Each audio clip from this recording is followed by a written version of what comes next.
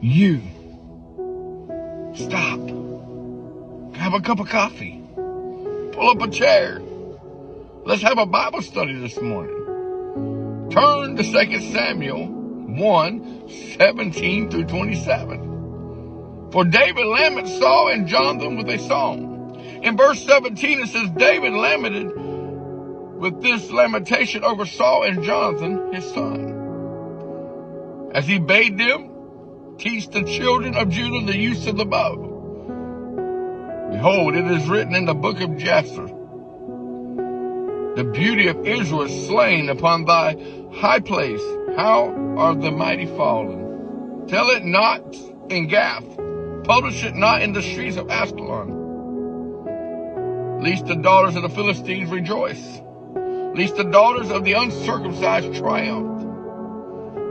Ye mountains of Gilboa, let there be no dew, neither let there be rain upon you and o'er the fields of the offerings.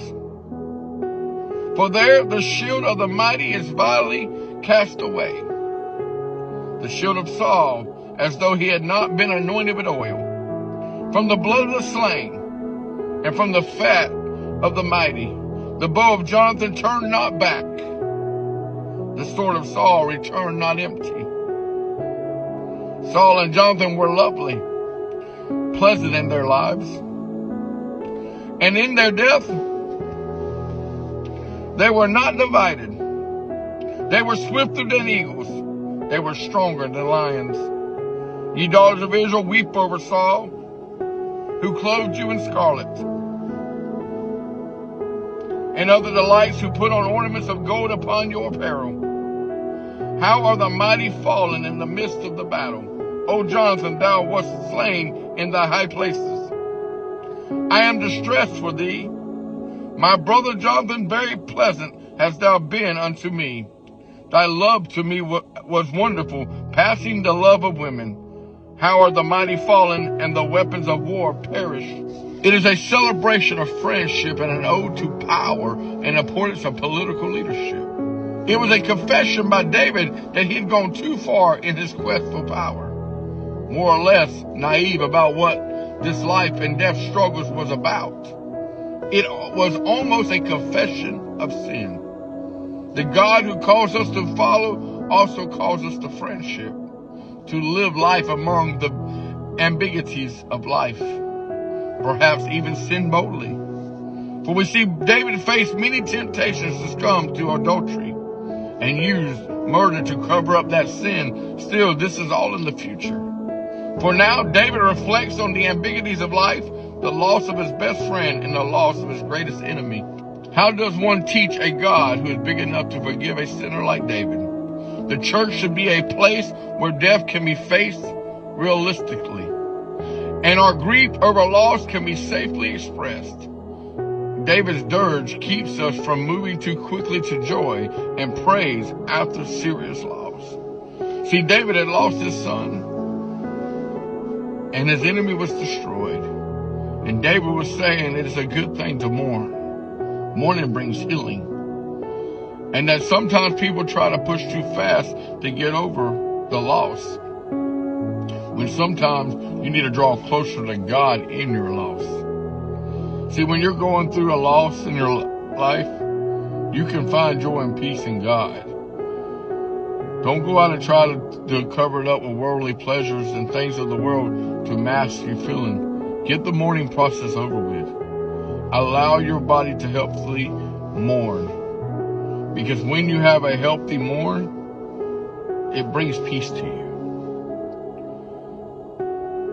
Don't let it linger. But there is a time that we should be able to mourn a loss, so that we can bring peace to our heart again, to restore, to allow God to fill in that broken, missing piece. See, you have to draw close to God during the loss and let God fill that void. And David was expressing to running into joy and praise too fast will lead you with other issues in life, because you haven't completely healed of the loss. Today I want you to look at people when they have lost someone and have sympathy for them. Be that person they can lean on. Love them through their struggle. Pray for them. Give them encouragement.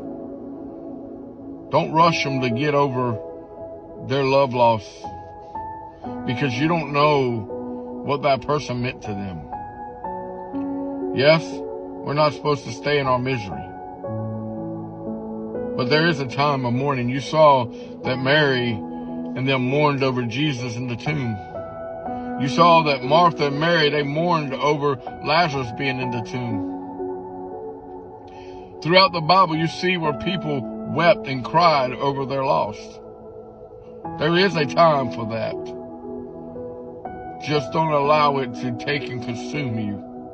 Don't allow it to bring depression and anxiety over you. Today, remember this passage in 2 Samuel 1:17-27, where David talks about his loss. David knew God, and David knew that God could do all things, and David had a heart for God, and yet he still fell into sin. He eventually met a woman on a rooftop who was bathing, who was married to Uriah, and he slept with her, and then he sent the woman's husband into war to be unalived. Yet God still had mercy on him. God still loved him. You and I, we may lose something today, but remember, God is still there holding our hand. God is still there loving us. I pray each and every one of you, if you've lost someone, that God brings peace and joy to your heart, and that the healing process is done properly. Y'all have a blessed day. God bless you.